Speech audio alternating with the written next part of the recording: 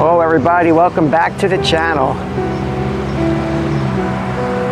Today I'm at Rosemary Cemetery, historic Rosemary Cemetery. Opened in 1931, Rosemary Cemetery was originally established on 20 acres of land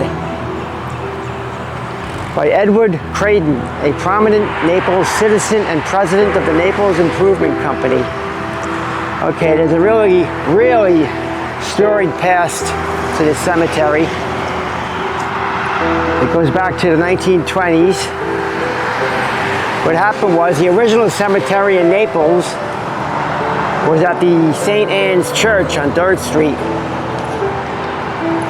That land was deemed too valuable to continue making it a cemetery. So what they did, they acquired 20 acres of land in the outskirts of town, which happens to be at this location, Pine Ridge Road, US 41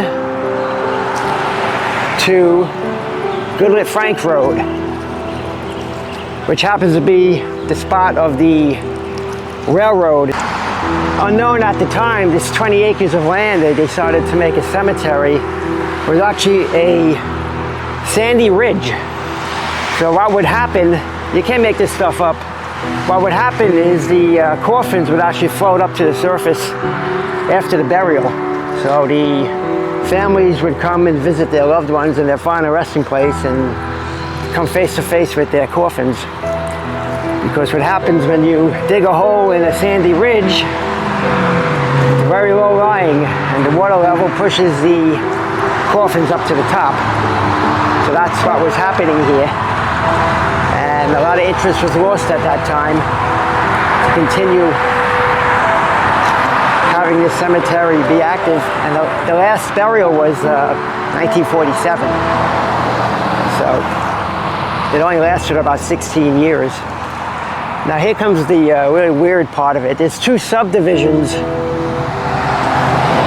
that were also part of the cemetery at the time. A subdivision W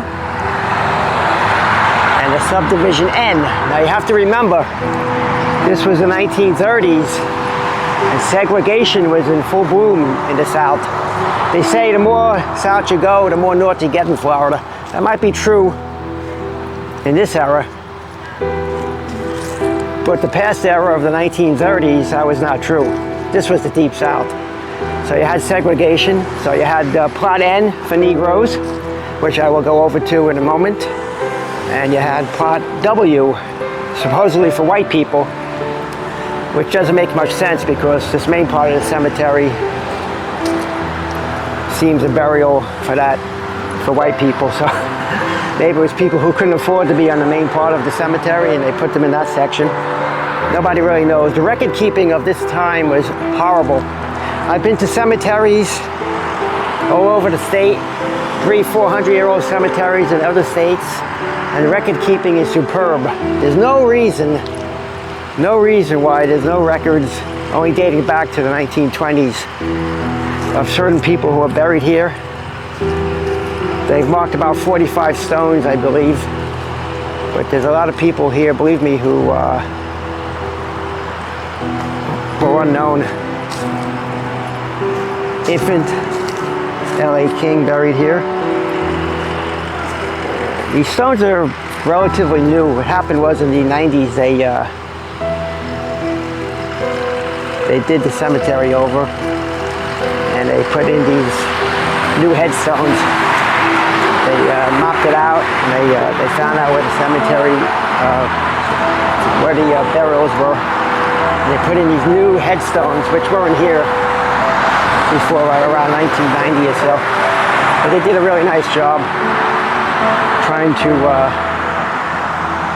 bring some dignity to this area. As we are about 6 or 7 feet from a main road called Pine Ridge Road.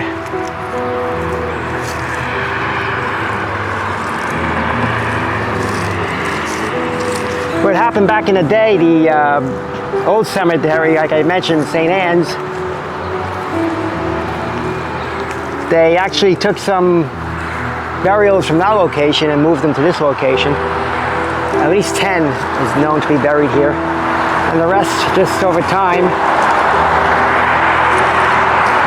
It was not a popular cemetery by any means. As mentioned, the water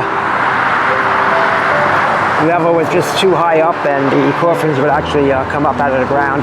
Talk about a horror movie. Imagine coming to visit your loved one and finding the coffin above ground. Whew. Scary.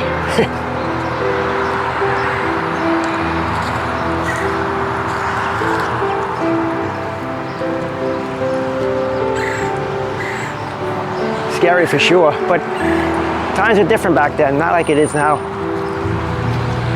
You know, they had segregation. I mean, this was the 1920s. So, right after the Civil War, 1870, a lot of Southerners from the Carolinas came down to Florida, and along with them came down their traditions. So this was the Deep South back in the day. And with the Deep South, you're gonna have certain traditions, like having a separate burial for Negroes. It's the way it was. I'll use the word Negroes because that is the term used back then, and I don't like changing history with modern terms. Kind of dilutes the whole purpose of history and being historic.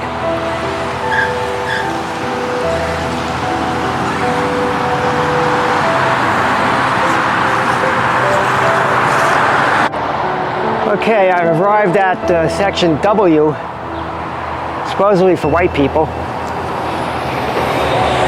You would think I'm at an Asian restaurant or something because it's really 6-story. They actually sold off the land. The 20 acres were sold off to commercial developers and such, and they decided to put up a parking lot in front of this small cemetery over here, which only looks like a patch of dirt. I'll show it to you.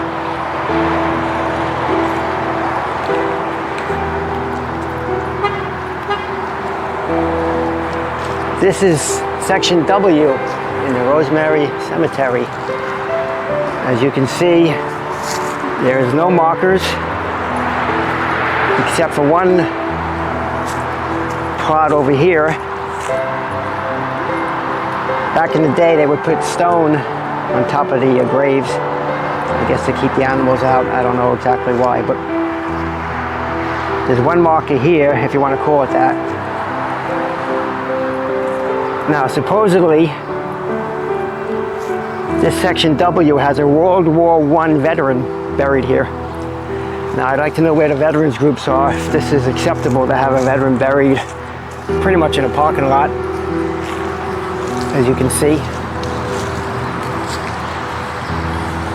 No markers whatsoever. There's also documented 2 children buried here with absolutely no markers. Can you imagine? Spending eternity in this situation. Hard to believe it's happened, but it's happened. And here's the parking lot. And it's unknown if there's any more burials under the parking lot. They say that there's actually, they say they actually went over the burials when they did the parking lot, so we could actually have dearly departed people buried right here in this parking lot next to a clothing dump. Here's a long shot of it. Nobody even knows it's a cemetery. That's the scary part. No markers, no nothing. Very, very, very disrespectful, that's for sure. So this is plot W. Next, in a moment, we'll be going over to plot N, which is the Negro part of the cemetery, and that has a real storied past. It's almost like watching the TV show Fact or Fiction, and at the end, I think most people would say fiction, but no, this is all fact. This is all documented.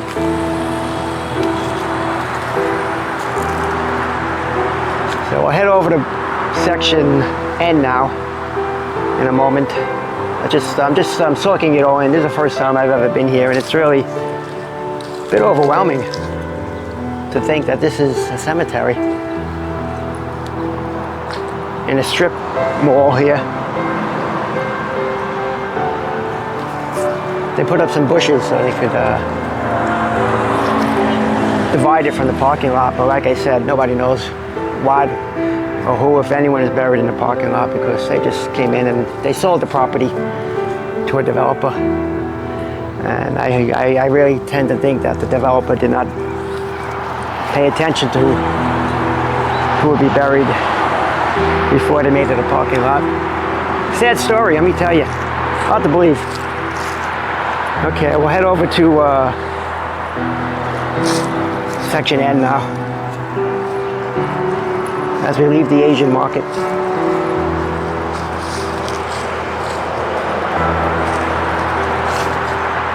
Well, obviously this was part of the cemetery at one time. Now it's a parking spot.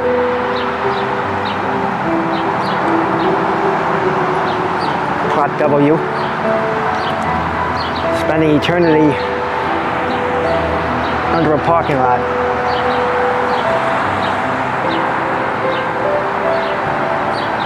Unbelievable. Okay, I've arrived at subplot N on the corner of Goodlet Frank Road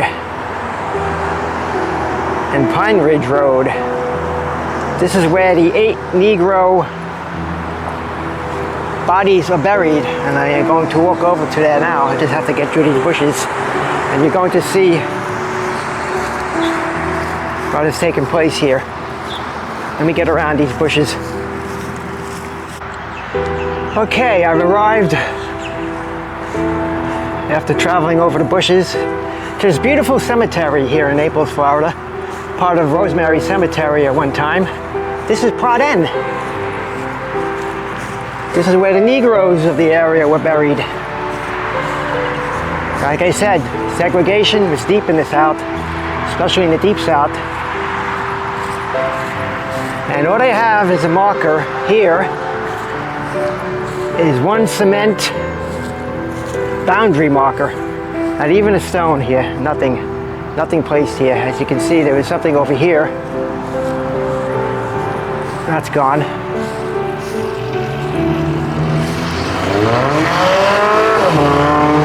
Imagine laying here for eternity listening to this. Here's another cement marker here. No name on it or nothing. Okay, I'll post a plat map of the area. I'll put it on my video when I'm done. There's actually 8 burials here. 7 adult and 1 child. As the story goes, these were workers for the railroad, which actually was on this road here. This was the railroad at one time, before it was a road. This was the railroad right here. As you can see, very picturesque for the cemetery. Goodlet Frank Road. Anyway, as the story goes, these workers were killed or died in some manner as they were building the railroad.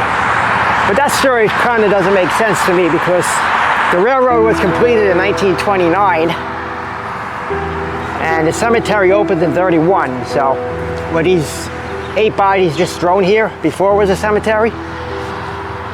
Quickest way to get rid of the remains, just bury them. No name, no stone, no history. Very strange, very strange. And what about the child who's buried here, which is documented on the map?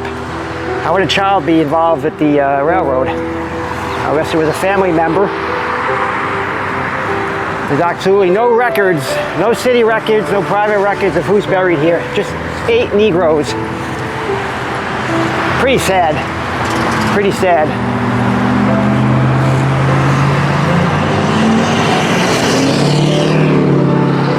Pretty noisy too. We got some kind of a sandy mound over here, unknown as if this is a grave or what, but it's not marked, of course. And we've got a power box over here, it looks like. and they went right through the cemetery with the electrical poles. They could have even been going into the coffins for all we know, if there were coffins. Don't forget, this was the Deep South at the time. I don't know their practices then, but hopefully there were coffins. But they put the poles right through the cemetery here. A few palm trees put up in front of a strip mall.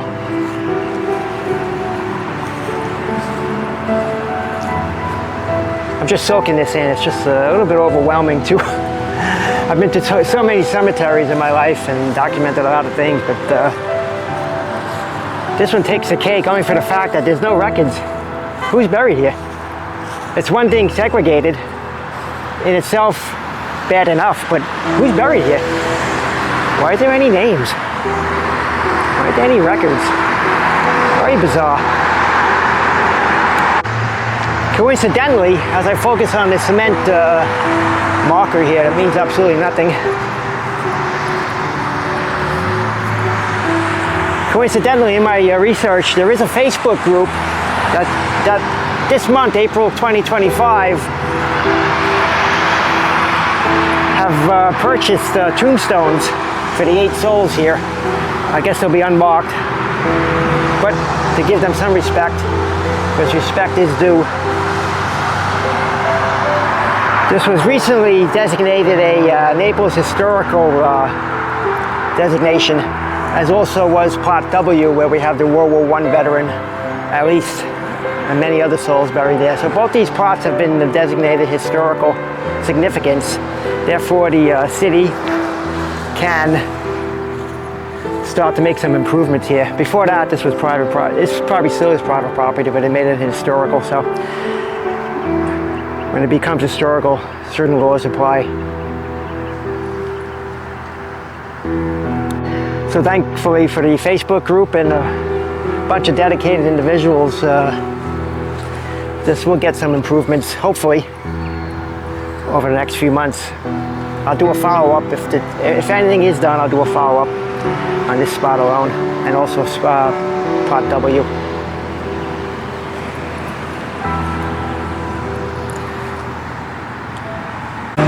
Okay, I'm gonna head back to Rosemary Cemetery and take it from there. But you've seen the Negro part of the cemetery, which really is not much. Let's hope something gets done about it real soon, which, from what I hear, as I mentioned, there will be. So I'll head back to Rosemary, main part of Rosemary Cemetery now.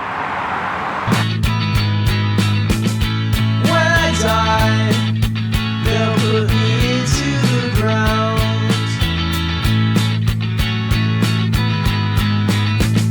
and I won't lie, it makes me scared to think about. I hope I'll be somewhere, I hope I'll still be around some way, some way. I hope I'll see them again.